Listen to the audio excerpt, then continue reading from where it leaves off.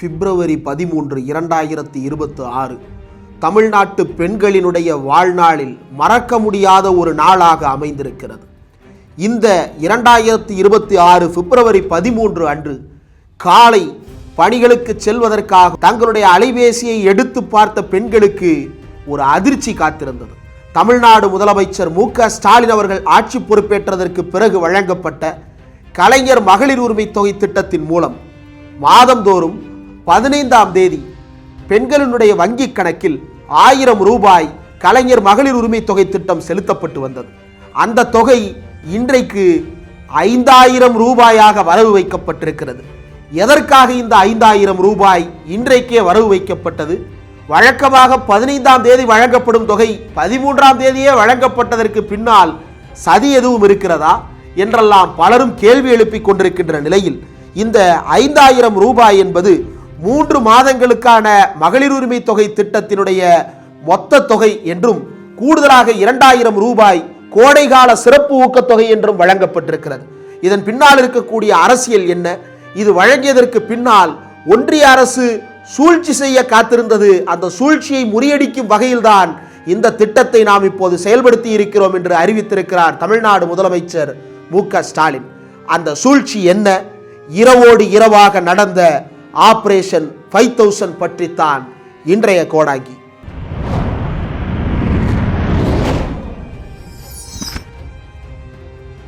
தமிழ்நாட்டு மகளிருக்கு ஸ்டாலின் தந்த உறுதிமொழிதான் உரிமை தொகை. யார் தடை ஏற்படுத்தினாலும் அதிலிருந்து பின்வாங்க மாட்டேன் என்று இன்று அதிகாலை ட்வீட் போட்ட தமிழ்நாடு முதலமைச்சர் மு.க. ஸ்டாலின் தேர்தலை காரணம் காட்டி 3 மாதங்களுக்கு உரிமை தொகையை முடக்க பார்க்கிறார்கள். முந்திக் கொண்டது திராவிட மாடல் அரசு என்றும் பிப்ரவரி, மார்ச், ஏப்ரல் மாதங்களுக்கான முன்பணமாக ரூபாய் 3000, கோடைகால சிறப்பு தொகுப்பாக ரூபாய் 2000 என்று 1.31 கோடி கலைஞர் மகளிர் உரிமை திட்ட பயனாளிகளுக்கும் இன்று காலை 5000 ரூபாய் வரவு வைக்கப்பட்டிருக்கிறது. வெல்லும் தமிழ் பெண்கள் ஆதரவோடு அடுத்தும் நாங்கள் தான் வெல்வோம். திராவிட மாடல் 2.0வில் 1000 ரூபாய் உரிமை தொகை 2000ஆக உயர்த்தி வழங்கப்படும் என்றும் இது என் சகோதரிகளுக்கு இந்த முத்துவேல் கருணாநிதி ஸ்டாலின் கொடுக்கும் வாக்குறுதி என்றும் வெல்வோம் ஒன்றாக என்றும் முதலமைச்சர் மு.க. ஸ்டாலின் பதிவிட்டு வீடியோ ஒன்றும் வெளியிட்டிருக்கிறார்.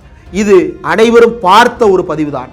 ஆனால் இந்த 5000 ரூபாய் கொடுக்கப்பட்டது என்பது இன்றைக்கு சேலத்தில் கூட்டம் நடத்துவதாக இருந்த தாவேகாவுக்கும் என்டிஏ கூட்டணியாகிய அதிமுக, பாஜக மற்றும் அன்புமணி பாமகவினருக்கும் பெரும் அதிர்ச்சியை ஏற்படுத்தி இருக்கிறது.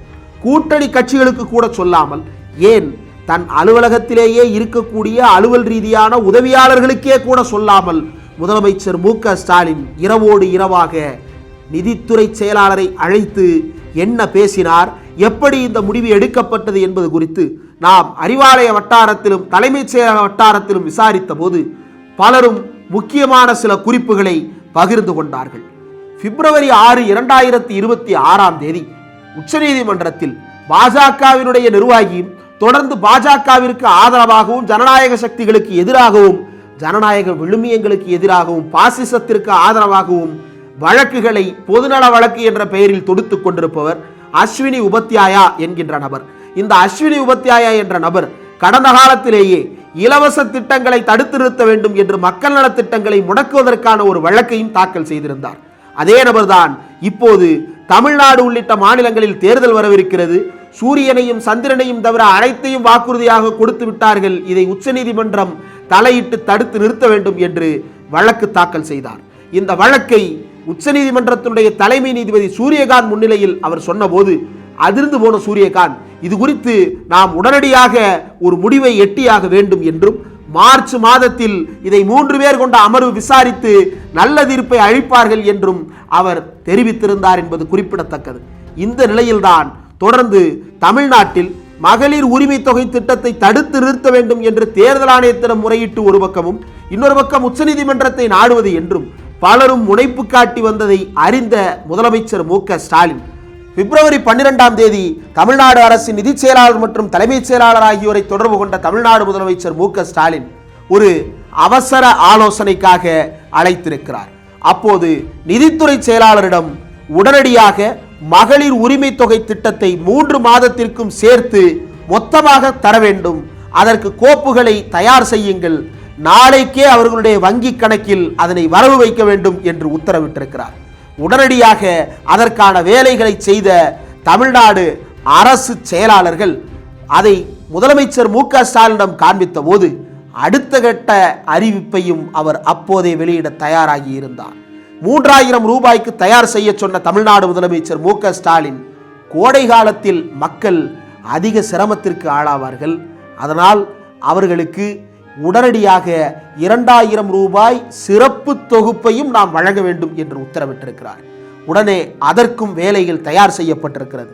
இது வெளியில் கசிந்தால் உடனடியாக தடுத்து நிறுத்த நீதிமன்ற படிக்கட்டுகளில் ஏற சங்கிகளும் சனாதனிகளும் தயாராக இருப்பார்கள் என்பதை அறிந்த மு.க. ஸ்டாலின் இந்த தகவல்களை ரகசியமாக வைத்துக் கொள்ளும்படியும், மறுநாள் காலை 10 மணிக்கு நீதிமன்ற வளாகம் திறக்கப்படுகிறது என்றால் 10 மணிக்கு முன்பாக 9:59 மணிக்கே அத்தனை பேருடைய வங்கி கணக்குகளிலும் இந்த தொகை வரவு வைக்கப்பட்டுவிட வேண்டும் என்பதை அப்போதே உத்தரவாகவும் விட்டிருக்கிறார்.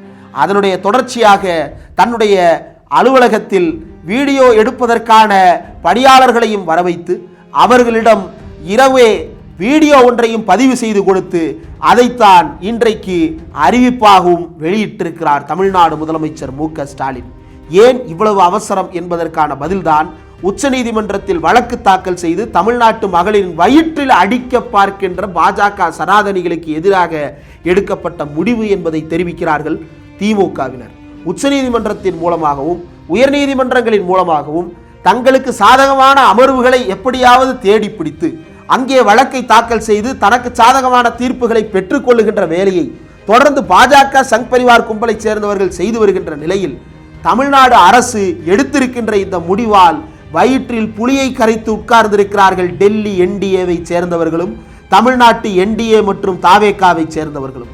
இதனால் அதிர்ச்சி அடைந்த அத்தனை தரப்பும் இதனை எப்படி எதிர்வினையாற்றுவது என்று தெரியாமல் எங்களை பார்த்து பயந்து விட்டார் ஸ்டாலின் என்று பேசத் தொடங்கி இருக்கிறார்கள்.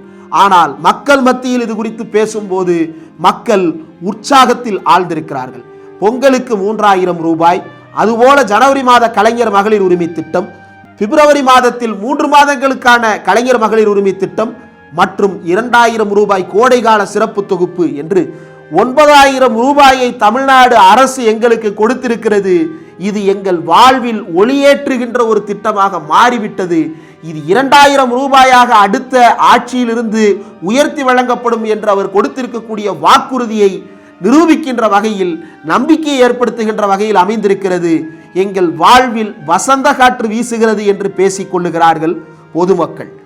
இதே போன்ற ஒரு சூழல் இதற்கு முன்பு 2021 நிலவியது.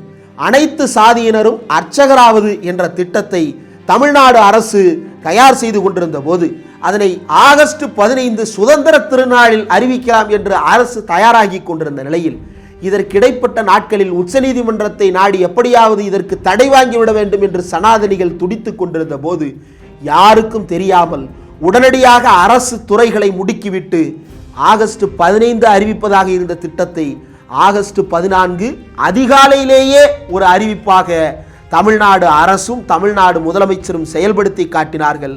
அப்படி அறிவிக்கப்பட்ட திட்டம்தான் அனைத்து சாதியினர் அர்ச்சகராகின்ற திட்டம்.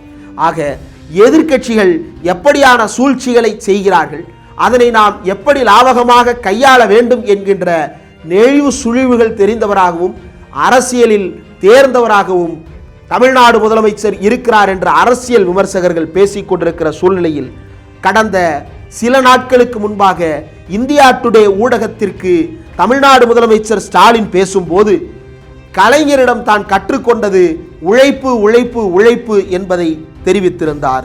ஆனால் இன்றைக்கு வெளியான இந்த அறிவிப்புக்கு பிறகு கலைஞரிடம் அவர் கற்றுக்கொண்டது உழைப்பை மட்டும் அல்ல, அதற்கும் கூடுதலாக எதிரிகளை எப்படி வீழ்த்துவது என்கின்ற உத்தியையும் கலைஞரிடம் தேர்ந்து செயல்படுத்துவதில் வல்லவராக இருக்கிறார் ஸ்டாலின் என்று திராவிட இயக்கத்தைச் சேர்ந்தவர்கள் ஒரு பக்கம் புகழ்பாடி கொண்டிருக்க, இன்னொரு பக்கம் மக்கள் தங்கள் வாழ்வில் இது மிக பெரும் தொகையாக வந்திருக்கிறது என்று மகிழ்ச்சியை வெளிப்படுத்தி கொண்டிருக்கிறார்கள். எந்த ஊடகத்தை திறந்தாலும் ஊடகங்களில் மக்களுடைய குரல் மகிழ்ச்சி குரலாக பதிவாகி கொண்டிருக்கிறது. பீகாரை போல ஏமாற்று வாக்குறுதிகளை தராமல் 10,000 ரூபாயை அக்கவுண்டில் போட்டுவிட்டு கொடுத்த காசை திருப்பிக் கொடு என்று அடாவடி செய்கின்ற மாநிலமாக பீகாரை பாஜகவினர் மாற்றி வைத்திருக்கின்ற நிலையில், மகாராஷ்டிராவில் உள்ளாட்சி தேர்தலை காரணம் காட்டி மக்களுக்கான உரிமை தொகையை மாதங்களில் வாரங்களில் முடக்கி வைத்திருந்த நிலையில், தமிழ்நாடு மக்களின் வேதனை அறிந்து, அதுவும் கோடை காலத்தின் தாக்கத்தை அறிந்து இந்த திட்டத்தை சரியாகவும் சரியான நேரத்திலும் செயல்படுத்தி இருப்பது வரவேற்கத்தக்கது என்று தெரிவிக்கிறார்கள் ஆய்வாளர்கள். அதிலும் குறிப்பாக இந்த அறிவிப்பை வெளியிட்ட போது முதலமைச்சர் சொன்ன ஒரு விஷயம் தாய்மார்கள் மத்தியில் பெரும் நெருக்கத்தை ஏற்படுத்தி இருப்பதாகவும் உணர முடிகிறது. காரணம், இந்த தொகையை நாங்கள் செலுத்தி இருக்கிறோம், ஆனால் இதை பத்திரமாக பயன்படுத்துங்கள், முடிந்தால் சேமித்து வையுங்கள், சரியாக பயன்படுத்துங்கள் என்ற அறிவுரையோடு அவர் தந்திருப்பது இந்த திட்டத்தை முதலமைச்சர் மு.க. ஸ்டாலின் எந்த அளவுக்கு நெருக்கமாக தன்னுடைய மனதில் வைத்திருக்கிறார் என்றும் மக்களோடு அவர் நெருங்கி இருப்பதையும் உணர்த்துகிறது என்று சுட்டிக்காட்டுகிறார்கள். அதே நேரத்தில் இந்த திட்டத்தில் எப்படியாவது நம்முடைய ஸ்டிக்கரை ஒட்டிவிடலாமா என்று பலரும் எதிர்பார்த்து காத்திருக்கின்ற நிலையில் அந்த ஸ்டிக்கர்கள் எல்லாம் ஒட்டிக்கொள்ள முடியாதபடி இந்த திட்டம் செயல்படுத்தப்பட்டிருக்கிறது என்பதுதான் இதில் இருக்கக்கூடிய உண்மையாக வெளிப்படுகிறது. தமிழ்நாடு அரசு மகளிர் நலனில் எவ்வளவு அக்கறையோடு இருக்கிறது என்பதை இந்த திட்டத்தை செயல்படுத்திய விதத்தின் மூலமாக நம்மால் அறிந்து கொள்ள முடிகிறது. தமிழ்நாடு திட்டக்குழு இந்த திட்டம் குறித்து ஆய்வு செய்து வெளியிட்டிருக்கக்கூடிய ஆவணத்தில் இந்த 1000 ரூபாய் என்பது வாரம் ஒரு முட்டை வாங்கி சாப்பிடுவதில் தொடங்கி அன்றாடம் வீட்டு வேலைக்கு சென்று ஒரு நாள் ஓய்வெடுத்தாலும் சம்பளம் இல்லை என்ற சூழ்நிலையில் வாழ்ந்து கொண்டிருக்கின்ற பெண்களின் வாழ்வுக்கு பல நாட்கள் நீங்கள் விடுமுறை எடுத்துக் கொள்ளலாம், அந்த 1000 ரூபாயை அரசு தந்துவிடும் என்ற நம்பிக்கையை விதைத்திருக்கிறது. கடன் வாங்கினாலும் எப்படியாவது வாழ்ந்துவிட வேண்டும் என்று இருக்கின்ற நிலையில் அந்த கடனை அடைப்பதற்கான நம்பிக்கையை இந்த 1000 ரூபாய் வழங்கி இருக்கிறது. இது 2000 ரூபாயாக மாறும் பொழுது கிராமப்புற பொருளாதாரத்தையும் பெண்கள் பொருளாதார முன்னேற்றத்தையும் மிகப்பெரிய அளவில் இந்த திட்டம் மாற்றி அமைக்கும் என்றும் முன்னேற்றத்திற்கு வழிவகுக்கும் என்றும் குறிப்பிடுகிறார்கள் பொருளாதார ஆய்வாளர்கள். என்ன நடக்கிறது பொறுத்திருந்து பார்ப்போம்.